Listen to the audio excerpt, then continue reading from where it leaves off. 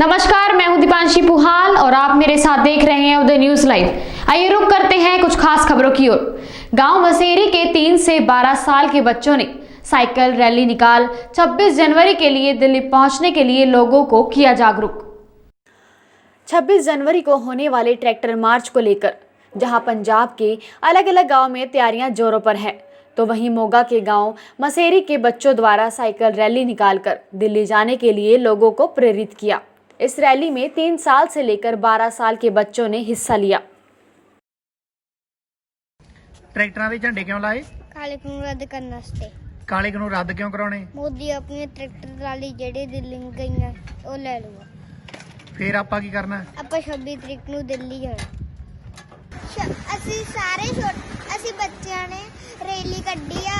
ਅੱਜ ਸਾਰੇ ਬੱਚਿਆਂ ਨੇ ਕਾਲੇ ਕਾਨੂੰਨ ਰੱਦ ਕਰਾਉਣ ਵਾਸਤੇ 26 ਤਰੀਕ ਨੂੰ ਸਾਰਿਆਂ ਨੇ ਦਿੱਲੀ ਜਾਣਾ। ਅਸੀਂ ਸਾਰਿਆਂ ਨੇ ਅੱਜ ਕਾਲੇ ਕਾਨੂੰਨ ਰੱਦ ਕਰਾਉਣ ਲਈ ਅੱਜ ਸਾਈਕਲਾਂ ਤੇ ਝੰਡੇ ਲਾ ਕੇ ਪਿੰਡ ਵਿੱਚ ਰੈਲੀ ਕੱਢੀ ਹੈ ਕਿ ਕਾਲੇ ਕਾਨੂੰਨ ਰੱਦ ਹੋ ਜਾਣ ਤੇ ਆਪਾਂ ਸਾਰਿਆਂ ਨੇ 26 ਜਨਵਰੀ ਨੂੰ ਦਿੱਲੀ ਪਹੁੰਚਣਾ ਹੈ ਜੀ। ਅੱਜ ਪਿੰਡ ਦੇ ਵਿੱਚ ਛੋਟੇ ਬੱਚਿਆਂ ਨੇ ਖੇਤੀ ਮਾਰੂ ਕਾਲੇ ਕਾਨੂੰਨਾਂ ਖਿਲਾਫ ਛੋਟੇ ਟਰੈਕਟਰਾਂ ਦੇ ਨਾਲ ਛੋਟੇ ਸਾਈਕਲਾਂ ਦੇ ਨਾਲ ਮਾਰਚ ਕੀਤਾ। ਪੰਜਾਬ ਦੇ ਵਿੱਚ ਇੰਨੀ ਦਿਨੀ ਜਿਵੇਂ ਮਾਹੌਲ ਬਣਿਆ 26 ਤਰੀਕ ਨੂੰ ਦਿੱਲੀ 'ਚ ਜਿਹੜੀ ਕਿਸਾਨ ਪਰੇਡ ਹੋ ਰਹੀ ਆ ਉਹਦੇ ਲਈ ਟਰੈਕਟਰ ਮਾਰਚ ਹੋ ਰਹੇ ਆ ਤੇ ਛੋਟੇ ਬੱਚੇ ਜਦੋਂ ਘਰਾਂ 'ਚ ਦੇਖਦੇ ਆ ਕਿ ਉਹਨਾਂ ਦੇ ਬਾਪ ਚਾਚੇ ਦਾਦੇ ਇਹਨਾਂ ਮਾਰਚਾਂ 'ਚ ਹਿੱਸਾ ਲੈ ਰਹੇ ਆ ਤੇ ਬੱਚਿਆਂ ਦੀ ਵੀ ਇੱਛਾ ਸੀਗੀ ਕਿ ਅਸੀਂ ਵੀ ਇੱਕ ਜਿਹੜੇ ਸਾਡੇ ਖਿਡੌਣੇ ਆ ਇਹਨਾਂ ਨਾਲ ਟਰੈਕਟਰ ਮਾਰਚ ਕਰਨਾ। ਅੱਜ ਬੱਚਿਆਂ ਨੇ ਉਹ ਮਾਰਚ ਕੀਤਾ। ਇਹ ਮਾਰਚ ਆ ਜਿਹੜਾ ਇਹਦੇ 'ਚ ਜਿਹੜੇ ਬੱਚਿਆਂ ਨੇ ਨਾਅਰੇ ਲਾਏ ਆ ਉਹ ਕਿਸੇ ਫਿਰਕੇ ਦੇ ਵਿਰੁੱਧ, ਕਿਸੇ ਧਰਮ ਵਿਰੁੱਧ, ਕਿਸੇ ਬੋਲੀ ਵਿਰੁੱਧ ਕੋਈ ਭੜਕਾਊ ਨਾਅਰੇ ਨਹੀਂ ਲਾਏ। ਇਹ ਬੱਚਿਆਂ ਨੇ ਆਪਦੀ ਖੇਤੀ ਦੇ ਲਈ ਨਾਅਰੇ ਲਾਏ ਆ। ਨਾਲ ਦੀ ਨਾਲ ਇਹ ਜਿਹੜੇ ਅੱਜ ਦਾ ਮਾਰਚ ਆ ਛੋਟੇ ਬੱਚਿਆਂ ਦਾ, ਇਹ ਸਰਕਾਰ ਲਈ ਇੱਕ ਚੇਤਾਵਨੀ ਵੀ ਆ। ਚੇਤਾਵਨੀ ਇਸ ਕਰਕੇ ਆ ਕਿ ਸਰਕਾਰ ਨੇ ਇਹਨਾਂ ਕਾਲੇ ਕਾਨੂੰਨਾਂ ਦੇ ਰਾਹੀਂ ਅੱਜ ਦੀ ਪੀੜ੍ਹੀ 'ਤੇ ਨਹੀਂ ਹਮਲਾ ਕੀਤਾ, ਇਹ ਆਉਣ ਵਾਲੀਆਂ ਨਸਲਾਂ 'ਤੇ ਹਮਲਾ ਕੀਤਾ। ਬੱਚੇ ਘੱਟੋ ਘੱਟ ਇਸ ਗੱਲ ਦਾ ਅਹਿਸਾਸ ਕਰਨ ਕਿ ਜਦੋਂ ਉਹ ਵੱਡੇ ਹੋਣ ਉਹਨਾਂ ਨੂੰ ਆਪਣੇ ਆਪ 'ਤੇ ਮਾਣ ਹੋਵੇ ਕਿ ਅਸੀਂ ਵੀ ਉਸ ਅੰਦੋਲਨ ਦੇ ਵਿੱਚ ਹਿੱਸਾ ਪਾਇਆ ਸੀ। ਅਸੀਂ ਸੱਦਾ ਦੇਵਾਂਗੇ ਕਿ ਪਿੰਡ ਪਿੰਡ ਬੱਚਿਆਂ ਨੂੰ ਇਸ ਤਰ੍ਹਾਂ ਦੀ ਸਿੱਖਿਆ ਖੇਤੀ ਬਚਾਉਣ ਦੇ ਲਈ, ਖੇਤੀ ਤਾਂ ਕਿ ਅਸੀਂ ਸਾਡੀਆਂ ਜ਼ਮੀਨਾਂ ਸਾਡੀਆਂ ਫਸਲਾਂ ਸਰਬੱਤ ਦਾ ਢਿੱਡ ਭਰਦੀਆਂ ਰਹਿਣ ਅਤੇ ਇੱਥੋਂ ਦਾ ਜਿਹੜਾ ਬੱਚਾ ਉਹ ਵੀ ਜਿਵੇਂ ਇਸ ਧਰਤੀ ਦੀ ਰਵਾਇਤ ਆ, ਸਰਬੱਤ ਦਾ ਭਲਾ ਕਰਨ ਦੀ ਰਵਾਇਤ ਆ, ਸਰਬੱਤ ਦਾ ਭਲਾ ਮੰਗਣ ਦੀ ਰਵਾਇਤ ਆ, ਇਹ ਰਵਾਇਤ ਆ ਜਿਹੜੀ ਅੱਗੇ ਤੁਰਨੀ ਚਾਹੀਦੀ ਆ। ਪੰਜਾਬ ਦੇ ਵਿੱਚ ਕਹਾਵਤ ਆ ਕਿ ਪੰਜਾਬ ਦੇ ਜੰਮਿਆਂ ਨੂੰ ਨਿੱਤ ਮੁਹਿੰਮਾਂ। ਸੋ ਇਸ ਕਰਕੇ ਜਿਹੜੀ ਮੁਹਿੰਮ ਇੱਕ ਨਵੀਂ ਸਰਕਾਰ ਨੇ ਪੰਜਾਬ ਦੇ ਦੇਸ਼ ਦੇ ਬੱਚਿਆਂ ਦੇ ਸਿਰ ਥੋਪਤੀ ਆ, ਉਹ ਘੱਟੋ ਘੱਟ ਪੰਜਾਬ ਦੇ ਬੱਚੇ ਆ ਉਸ ਮੁਹਿੰਮ ਤੋਂ ਟਾਲਾ ਨਹੀਂ ਵੱਟਣਗੇ। ਇਹ ਆਪਣੀ ਖੇਤੀ ਦੇ ਲਈ, ਆਪਣੇ ਭਵਿੱਖ ਦੇ ਲਈ ਆ, ਉਹ ਇਹਦੇ 'ਚ ਜਿੰਨਾ ਵੀ ਇਸ ਉਮਰ 'ਚ ਹਿੱਸਾ पा सकते हो पाएंगे। किसान आंदोलन को लेकर पूर्व मुख्यमंत्री व कांग्रेस विधायक दल के नेता भूपेंद्र सिंह हुड्डा का बयान कि किसानों की मांग जायज है, कृषि कानूनों को वापस लेकर फिर बातचीत करे सरकार। किसान आंदोलन का हल निकालने के लिए एक बार फिर से केंद्र सरकार और किसानों के बीच बातचीत हो रही है। भले ही केंद्र सरकार ने किसानों को कानूनों पर कुछ समय तक रोक लगाने का प्रस्ताव दिया है, लेकिन राजनेता किसानों की मांगों को जायज बताते हुए कानूनों को वापस लेने की बात कर रहे हैं। रोहतक पहुंचे हरियाणा के पूर्व मुख्यमंत्री भूपेंद्र सिंह हुड्डा ने कहा कि 3 कृषि कानून किसानों के हित में नहीं है, इनको वापस लेकर फिर किसानों से बातचीत की जानी चाहिए और बाद में अगर अच्छे कानून बनते हैं तो वह भी उनका स्वागत करेंगे। जहाँ तक किसानों की बात है, मैं बार बार ये कह रहा हूँ, किसानों की मांग सरकार को माननी चाहिए क्योंकि मांग जायज़ है। ये जो कानून है वो किसान के हित के नहीं है और जिद पे नहीं आना चाहिए, उससे कोई लाभ नहीं होगा। किसान अन्नदाता है। आज 60 दिन हो गए, 2 महीने हो गए, इतनी ठंड में वहाँ बैठा है, कितनी तो जान जा चुकी है। सरकार को तुरंत आज जो है फैसला करना चाहिए और इसमें कोई वो नहीं होता, प्रतिष्ठा का सवाल नहीं है। ये बाद में बात करें, कानून रद्द करके बाद में बात करें। कोई किसान के हित के कानून होंगे तो हम उसका स्वागत करेंगे। सर, जो ये कहा गया कि 1.5 साल इन पे हम रोक लगा देते हैं और फिर बातचीत कर लेते हैं, वो देखो इसका आंदोलन का नेतृत्व किसान कर रहे हैं, वो विचार करेंगे, वो फैसला करेंगे। मैं तो एक ही बात कहता हूँ, सरकार को किसानों की बात माननी चाहिए और कोई ना कोई रास्ता निकालना चाहिए। ये कानून एज इट इज़ जो है वो किसान के हित में नहीं है। 26 लीटर परेड करने जा रहे हैं और ऐसे में दिल्ली पुलिस और किसानों के बीच आपस में खींचातान हो रही है। किसान भी मानने को तैयार नहीं है और वही कह रहे हैं कि हम ट्रैक्टर परेड बातचीत हो रही है और देखो दिल्ली राजधानी है, सबको जाने का अधिकार है। अब रास्ता पुलिस और वो बैठ के तय कर ले कहाँ जाना है। सर एक सवाल और है सर प्लीज़ एक सवाल और है। यहाँ पर किसान नेताओं ने ये कहा है कि हम 26 जनवरी को जेजेपी और बीजेपी के किसी भी नेता को झंडा नहीं फहराने देंगे और ना परेड की सलामी देंगे। देखिए मैं कभी अराजकता के में नहीं होता। उनका काम करे, किसान अपना काम करे, किसान की मांग का प्रदर्शन करे, अपनी मांग का जोर से दो। आत्महत्याएं कर रहे हैं सर किसान धरना स्थलों पर। बड़े अफसोस की बात है। इस वास्ते जो जिन किसानों की जान गई है, तो हमारी जो लेजिस्लेचर पार्टी संसदीय पार्टी है जिसका मैं नेता हूँ, सबने फैसला किया 2-2 लाख रुपए सभी विधायकों ने इकट्ठा करके भेजे हैं उनके घर। और सरकार से मैं बार बार कह रहा हूँ भाई उनको एक नौकरी और आर्थिक सहायता देनी चाहिए जैसे हमने दी थी किसानों को पहले। क्या सत्र कब तक उम्मीद है सर हरियाणा में जो आपने सत्र बुलाने की मांग की है? हमने तो मांग की है गवर्नर से जल्दी बुलाई जाए तो राज्यपाल जी से। लेकिन बजट सेशन आएगा क्योंकि हम इस सरकार के खिलाफ अविश्वास प्रस्ताव लाएंगे और उस समय पता लग जाएगा, वो चेहरे भी बेनकाब हो जाएंगे जो बाहर कुछ कह रहे हैं, पता लग जाएगा कौन किसानों के साथ खड़ा है, कौन किसानों के खिलाफ। केंद्र सरकार 17 संगठनों ने प्रेस कॉन्फ्रेंस कर चड़ूनी को अध्यक्ष मानने से किया इनकार। कहा संयुक्त किसान मोर्चा हरियाणा का कोई नहीं है अध्यक्ष। आइए जानते हैं क्या है पूरी खबर। टिकरी बॉर्डर पर हरियाणा के 17 किसान संगठनों ने प्रेस कॉन्फ्रेंस कर चड़ूनी को संयुक्त किसान मोर्चा हरियाणा का अध्यक्ष मानने से साफ इनकार कर दिया है। उन्होंने मीडिया के सामने रूबरू होकर स्पष्ट शब्दों में चड़ूनी को अध्यक्ष मानने से इनकार किया। उन्होंने कहा कि संयुक्त किसान मोर्चा हरियाणा का कोई अध्यक्ष ही नहीं है। देशव्यापी आंदोलन है जो 57-58वें दिन में प्रवेश कर चुका है। ये देश का आंदोलन बन चुका है। इसमें हरियाणा के मेरे भाई विकास ने अभी बताया है कि 17 संगठनों का समन्वय समिति बनी हुई है। इसी तरह से राष्ट्रीय लेवल पर भी समन्वय समिति है। वो सभी मोर्चा के अपने अपने संगठनों के अपने अपने अध्यक्ष हैं। कोई देशव्यापी अध्यक्ष नहीं है इसके अंदर, ना ही कोई अपना हरियाणा का भी साझा मोर्चा का अध्यक्ष नहीं है कोई। इस आंदोलन को ज़्यादा विकसित करने के लिए मेन मकसद अब 26 तारीख का रह गया किसान साथियों के लिए। और जो गांव-गांव से इस आंदोलन में हमारे को सहयोग पहले मिला है वो तो धन्यवाद के पात्र हैं ही। जो हमारे को अब रिपोर्टें आ रही हैं वो रिपोर्टें ऐसी आई हैं कि वो जो किसान का उत्साह बढ़ा हुआ है, इससे हमारे को हौसला जो किसानों का खास करके नौजवान युवा साथियों का इतना बुलंद है कि वो आज रात या कल सुबह तक दिल्ली के चारों बॉर्डरों को बिल्कुल रोहतक तक पहुंचाने का, पिछले ये मेरे अपने टिकरी बॉर्डर की बात करें या अन्य बॉर्डर हैं जो सभी पर, राजस्थान की तरफ से, यूपी की तरफ से, सारे के सारे बॉर्डरों पर किसान बहुत ज़्यादा संख्या में पहुंच रहे हैं। इसमें एक नई बात ये भी है कि हमारी माता बहनें भी इस आंदोलन में ट्रैक्टर स्वयं चला करके आ रही हैं। और हमारा जो 26 जनवरी की परेड निकालने का मेन उद्देश्य है वो सरकार को किसान की जय जवान और जय किसान का जो नारा है, पहली बार किसान अपनी परेड निकालेगा। इसमें शांतिमय तरीके से कोई भी किसी तरह का वायलेंस किसान नहीं चाहेगा। वो हमारी 3-4 दौर की समन्वय समिति की राष्ट्रीय मोर्चा है जो उसकी 3 प्रदेशों के डीजीपी के साथ कल भी मीटिंग हुई थी, उससे पहले 2 दौर की हो चुकी है। आने वाले समय में हमारे को जो भी एंट्री का रास्ता जो अंदर जाने का है उस पर किसान जहां से भी अंदर जाने का रास्ता होगा किसान अंदर जाएगा और वापस अपने स्थानों पर आएगा। यही हमारा इतना ही है जी। साथियों को नमस्कार। साथियों, जैसे आपने सुना सभी साथी इस बात को कह रहे हैं कि संयुक्त किसान मोर्चा हरियाणा जिसका कोई अध्यक्ष नहीं चुना गया है, सभी 17 संगठन इकट्ठे हैं और इस बात की हम पुष्टि कर रहे हैं कि हम उसी आत्मा के साथ, उसी विश्वास के साथ जी जान से लगे हुए हैं इस आंदोलन को कामयाबी की ओर ले जाने के लिए।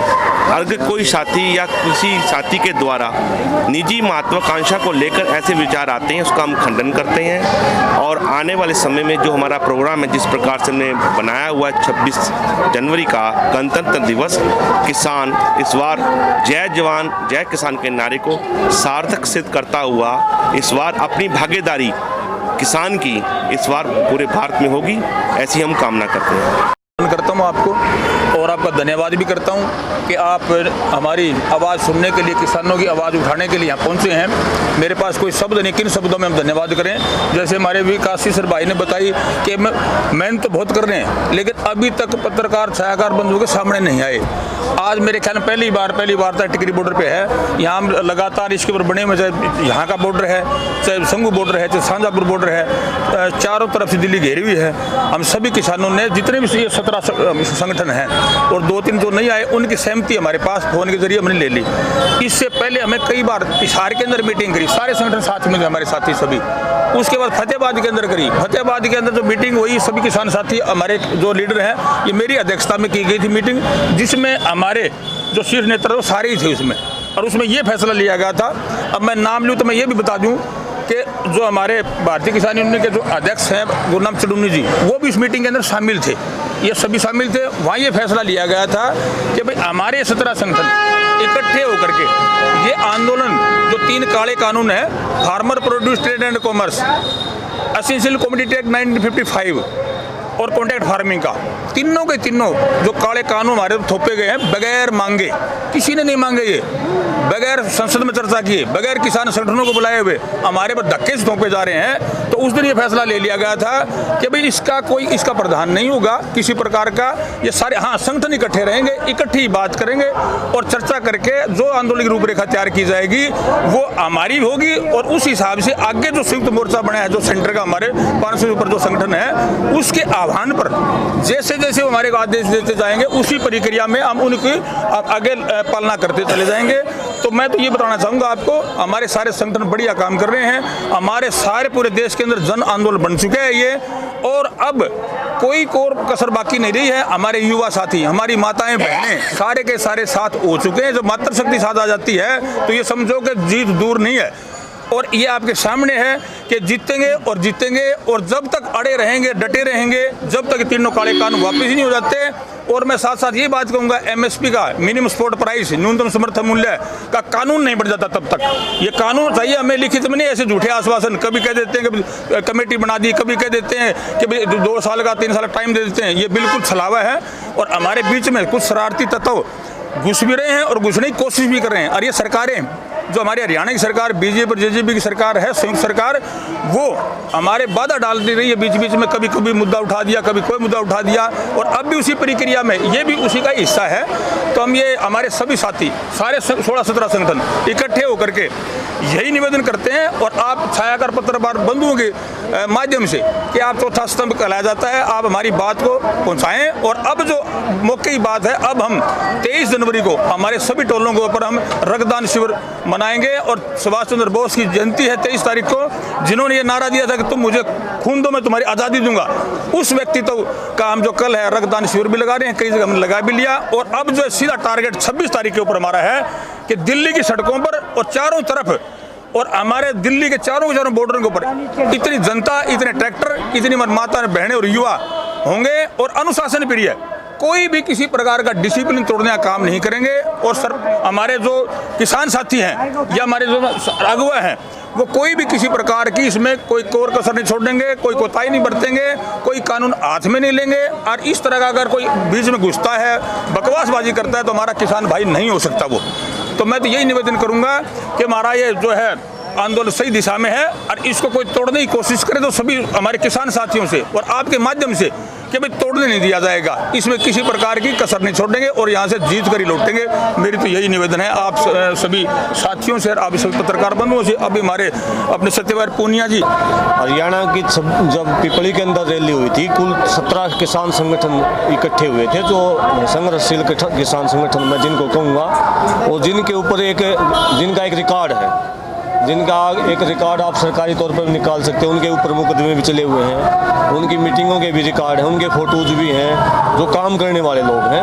और ये जो आपके सामने जो बैठे हैं वो सारे के सारे जो जिन्होंने शुरुआत करी थी पिपली रैली की, उस पिपली रैली के भागीदार हैं, सदस्य थे 17 के 17 किसान संगठन में। और इसके बाद जो हरियाणा के अंदर आंदोलन हुआ, ये 17 के 17 किसान संगठन जो है सिरसा के अंदर भी सारे के सारे उस सिरसा रैली के अंदर, उस संघर्ष के अंदर सारे के सारे साथी इन्वॉल्व थे, उसमें उन्होंने मेहनत कर रखी थी। और ये जो आंदोलन है, आप जो यहाँ देखो, जो इस कई दिन से आप 50-55 दिन से कम देख रहे हैं कि जो साथी यहाँ टिकरी बॉर्डर के ऊपर मीटिंग करने वाले हैं, आपने आज कल से पहले यहाँ टिकरी बॉर्डर के ऊपर किसी नेता को नहीं देखा होगा। टिकरी बॉर्डर की जो व्यवस्था है और हरियाणा की जो 80% संख्या जो है यहाँ टिकरी बॉर्डर के ऊपर है। आपने किसी नेता को 55 दिन के दौरान आपको मंच के ऊपर नहीं देखा होगा, लेकिन ये जो नेता बैठे लगातार इन नेताओं को आपने टिकरी बॉर्डर के ऊपर देखा है। और जो पीछे जो ग्राउंड लेवल पर मेहनत कर रहे हैं, जो कुछ हमारे दिलबाग हुड्डा जी हैं, सतबीर एसडीओ जी हैं, स्वामी जी हैं, जो कम दिखाई दे रहे हैं, शमशेर दैया जी हैं, वो गाँव के अंदर जिला लेवल के ऊपर जो है हमने टीम बना रखी है, अपनी अपनी जिम्मेदारी संभाल रखी है, ताकि ये आंदोलन का जो सही दिशा में आंदोलन चल सके, ज़्यादा से ज़्यादा भीड़ को हम टिकरी बॉर्डर के ऊपर ला सकें, इस आंदोलन को मजबूत कर सकें। और हमारी मंशा भी यही है सारे के सारे, इसीलिए हम ज़्यादा प्रेस में आना हमारा पर्पज नहीं है। लेकिन हाँ जी, हमने किसी के ऊपर सवाल नहीं उठाया, हमने केवल अपनी बात रखी है कि जो संयुक्त किसान मोर्चा है राष्ट्रीय लेवल पर, ना उसका कोई अध्यक्ष चुना गया है, ना हरियाणा का कोई अध्यक्ष चुना गया है। उसे हमारी सफाई देना हमने बने थी, क्योंकि हम उस मीटिंग के हिस्सा नहीं थे। इसलिए जो खबर जो छपी अखबार के माध्यम से, हमारी कोई प्रतिस्पर्धा नहीं उनके साथ। वो भी बिल्कुल स्वागत है, उनका भी काम कर रहे हैं, अच्छा कर रहे हैं, हमने कभी मना नहीं किया। लेकिन हमारा जो है, हम जो है उस मीटिंग के अंदर नहीं थी। और संयुक्त मोर्चा के कोई ऐसे इस प्रकार के आदेश नहीं है कि आप अलग से प्रदेश के अध्यक्ष बनाए जाएं। और इस आंदोलन की सबसे खास बात यही है कि ये किसान, हर किसान नेता, उसका जो ये सारे बैठे हैं, उस राष्ट्रीय किसान संयुक्त मोर्चे के हिस्सेदार हैं। और वो साथी भी हो सकता है उनमें से 2-4 उनमें से भी हिस्सेदार हैं। ये सब बराबर के हैं और ये आम जनता का आंदोलन है। इसमें कोई नेता बनने का कोई अगर किसी को ज़्यादा चस्का है तो अलग बात है, लेकिन ये जो है नेताओं का आंदोलन नहीं है, ये एक आम जनता का आंदोलन है, किसान का आंदोलन है। और इसीलिए किसान बन के ही हम आंदोलन को लड़ रहे हैं। को कल नेता चुना है 14-15 जो संगठन है उन्होंने, आप मना क्यों कर रहे हैं? हमने उनको मना नहीं किया, उनको चुन के वो हमारी ओर तो राष्ट्रीय अध्यक्ष बना दो, हमने मना नहीं किया। हम इसलिए प्रेस कॉन्फ्रेंस करी है, जो 17 किसान संगठन है, संघर्षशील किसान संगठन है, जिनका एक ऑन रिकॉर्ड है। मैं आपको अखबार की कटिंग दे सकता हूँ, टीवी की दे सकता हूँ, फोटो दे सकता हूँ, मीटिंगों का रिकॉर्ड है मेरे पास। हमने केवल इतना कहा है कि जो 17 किसान संगठन बैठे हैं हरियाणा के, उस मीटिंग का हिस्सा नहीं थे। और ये हमारा राइट बनता था, इतनी सफाई तो हम देंगे कि हम उस मीटिंग के अंदर नहीं थे।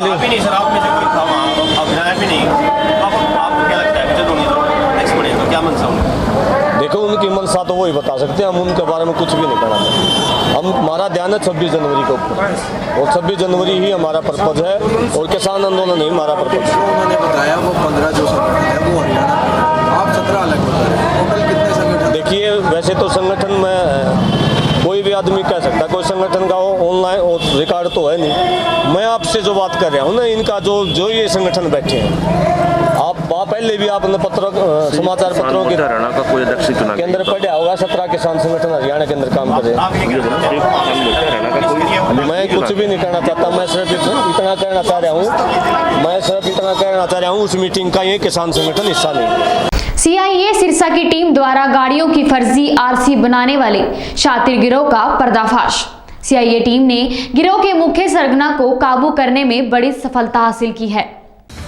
जिला की सीआईए सिरसा पुलिस ने पुलिस अधीक्षक भूपेंद्र सिंह के कुशल नेतृत्व में कार्य करते हुए अपराधियों के खिलाफ चलाए जा रहे विशेष अभियान के तहत सीआईए इंस्पेक्टर नरेश कुमार की टीम ने गाड़ियों की फर्जी आरसी बनाने वाले शातिर गिरोह का पर्दाफाश किया है। सीआईए टीम ने गिरोह के मुख्य सरगना को काबू करने में बड़ी सफलता हासिल की। पकड़े गए आरोपी की पहचान सुनील कुमार उर्फ आशु पुत्र हरीश चंद्र वासी सुभाष नगर रोहतक के रूप में हुई है। एसपी साहब को कई दिनों से सूचनाएं मिल रही थी भाई जो सरसा के अंदर हैं कई नकली फ्रॉड आरसी तैयार करके गाड़ियां घूम रही हैं जिनके इंजन नंबर चेसी नंबर वगैरह में काफ़ी डिफरेंसेस हैं। तो उस आधार पे एसपी साहब ने नरेश कुमार सीआईए इंस्पेक्टर और इनकी सीआईए की टीम गठित करके और इस काम की लगाई थी।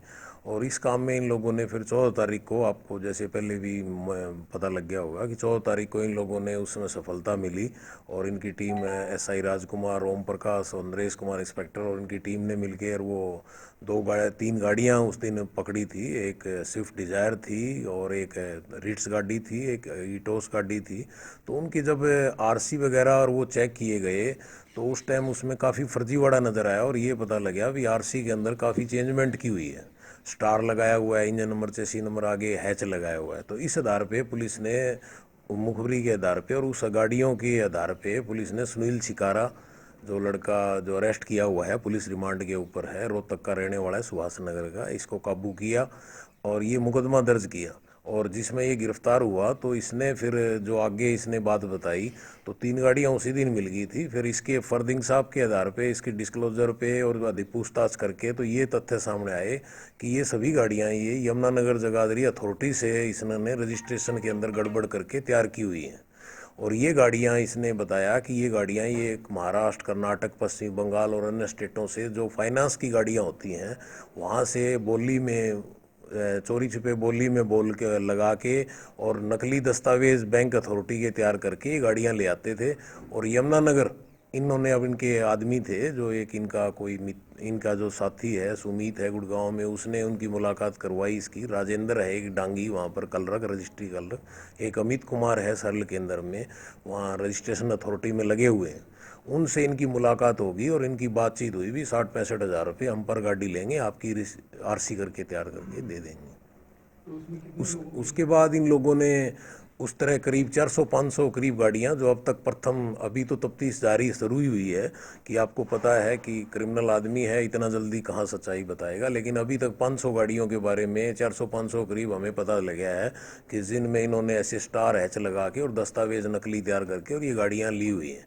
और अब इसको रिमांड पे लिया हुआ है और इसने अभी आज हम फिर इसको दोबारा रिमांड पे लेंगे। और अब जो रिमांड पे था उसके दौरान अब हमारे पास कुल 17 गाड़ियां इसने बरामद करा दी गई हैं। 3 हमारे को पहले दिन 14 तारीख को मिल गई थी और बाकी अभी गाड़ियां जो 14 गाड़ियां हैं वो अभी इसकी निशानदेही पे हमने बरामद करा ली है।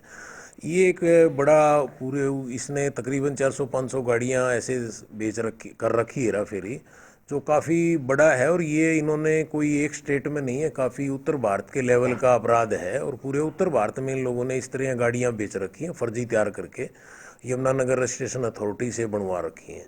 तो उस संबंध में भी अभी जो सामने नाम आए हैं, अभी हम वहाँ से यमुनानगर से हमारे इंस्पेक्टर साहब रिकॉर्ड ले रहे हैं। वहाँ से अभी हमने 3 सीरीज़ का ही रिकॉर्ड लिया है, AT AS AU का, यमुनानगर का।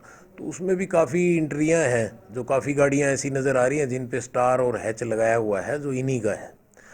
तो अभी तफ्तीश जारी है और इसमें अभी 17 गाड़ियां तो मिल गई है। अभी हम रिमांड और लेंगे और हमें उम्मीद है हम 300-400 गाड़ियां इसमें बरामद कर लेंगे, क्योंकि ये पूरे उत्तर भारत में फैला हुआ है। हर जैसे अभी जो हमने गाड़ियां बरामद करी वो फतेहाबाद से करी, यमुनानगर से करी और रोहतक से करी है, तो इसमें थोड़ा टाइम लगेगा। तो ये काफ़ी बड़ा रजिस्ट्री का फर्जी डॉक्यूमेंट्स तैयार करने का फर्जी घोटाला है। नहीं, ये एक्चुअल में क्या है कि ये लोग, इनका पूरा एक ग्रुप सिस्टम है और अभी तफ्तीश जारी है, इसलिए भविष्य गर्भ में क्या है वो कह नहीं सकते, तो तफ्तीश सारी उजागर नहीं कर सकते। इन लोगों में काफ़ी लोग मिले हुए हैं। तो ये बैंकों की गाड़ियां जो फाइनेंस वाली थी, वो फाइनेंसर की थी, वो गाड़ियां ले लेते थे किसी ना किसी माध्यम से। कोई महाराष्ट्र में है, कोई दिल्ली में है, कोई बंगाल में है, तो कॉन्टैक्ट करके उन गाड़ियों को लेके फिर उस गाड़ियों के नकली फर्जी वो सेल लेटर तैयार करते थे, जिसमें कीमत का अंतर दिखाते थे। फॉर एग्जांपल कोई गाड़ी कीमत 7 लाख रुपए है, उसको ये 2 लाख में दिखा देते थे। तो फिर उस 2 लाख वाला फर्जी लेटर और बैंक का अथॉरिटी लेटर ये खुद तैयार करते थे, इनका ये खुद और इसका गिरोह मिलके। तो ये तैयार करके उस आधार पे वहाँ यमुनानगर में करते थे, तो उससे काफ़ी मात्रा में गवर्नमेंट का टैक्स की चोरी होती थी। तो अभी जैसे 415 आए हैं तो करोड़ों रुपए की इस तरह टैक्स का भी घोटाला कर रखा है, तो गवर्नमेंट को काफ़ी चूना लगाया हुआ है। नहीं, उसमें अभी इसने नाम डिस्क्लोज किए हैं, अभी हम रिमांड लेके उनको भी अरेस्ट करेंगे, उनके खिलाफ साक्ष्य गुजरते ही सबको अरेस्ट किया जाएगा। और उसके अंदर मैं आपको आश्वासित करता हूँ एसपी श्री भूपेंद्र सिंह की तरफ से और सरसा पुलिस की तफ्तीश की तरफ से इस घोटाले में कोई भी इन्वॉल्व हो, बड़ा छोटा कोई बचेगा नहीं, इसमें हर आदमी अरेस्ट होगा। कितने साल से कर रहे हैं? ये करीब 3-3.5 साल से ये यमुनानगर में मिलके ये काम कर रहे हैं। कितने लोग और बताइए, लोग और शामिल हैं? अभी इन्होंने शामिल तो काफ़ी हैं, लेकिन उनकी भूमिका क्या है मैंने आपको बताया ना, कोई भी अपराध होता है उसके अंदर अनुचित लाभ और अनुचित हानि जब तक न हो वो क्राइम नहीं होता। तो अभी लेकिन इन्होंने जैसे नाम बताए, एक अमित है सरल केंद्र में कर्मचारी है, एक राजेंद्र डांगी आरसी कलरक है, तो वो लोग ये उनको पैसे देते थे 60-65 हज़ार रुपये एक पर गाड़ी के, उसके बाद वो आरसी बना के देते थे। तो वो ये बताएंगे कि इस आरसी बनाने में किस किस का योगदान है। तो वो कर्मचारी कोई भी हो, अधिकारी हो, कोई भी हो, जो भी साइनिंग अथॉरिटी है कोई भी हो, सबके खिलाफ कार्रवाई की जाएगी। गुरुग्राम पुलिस की बड़ी कामयाबी, लूट करने की वारदातों को अंजाम देने वाले 4 शातिर बदमाश को गुरुग्राम की पुलिस टीम ने किया काबू। आइए जानते हैं खबर विस्तार से। गुरुग्राम पुलिस की बड़ी कामयाबी, हथियार के बल पर लूट करने की वारदातों को अंजाम देने वाले 4 शातिर कुख्यात अंतर्राज्यीय बदमाशों को अपराध शाखा सेक्टर 17 गुरुग्राम की पुलिस टीम ने किया काबू। आरोपियों द्वारा लूट डकैती की वारदातों में प्रयोग की जाने वाली 2 मोटरसाइकिलें पुलिस टीम द्वारा आरोपियों के कब्जे से की गई बरामद। लूट डकैती के 4 मामले भी सुलझे। पुलिस हिरासत रिमांड के दौरान आरोपियों से अन्य साथी आरोपियों व अन्य वारदातों के बारे में गहनता से पूछताछ करेगी। ये हमारी क्राइम यूनिट सेक्टर 17 ने 4 आरोपियों को गिरफ्तार किया है जो हथियार के बल पे लूट डकैती की वारदात करने के आदी थे, और इन्होंने पूछताछ पे हमारे यहाँ की 3 वारदात कबूल की हैं। इसमें से 11 जनवरी को एक वारदात हुई थी जिसमें एक व्यक्ति बैंक से 10 लाख रुपए निकाल के अपनी स्कूटी पे जा रहा था, जिसके हथियार लगा के, और उसे 10 लाख रुपए, उसका बैग, लैपटॉप था जिसमें और अन्य सामान था, वो ये लूट के लेके गए थे। वो वारदात इन्होंने की थी। और उससे पहले इन्होंने सेक्टर 14 के इलाके से एक व्यक्ति से 4 लाख रुपए की लूट की थी, जो वो भी बैंक से पैसे लेके आए थे। ये बात है सितंबर की।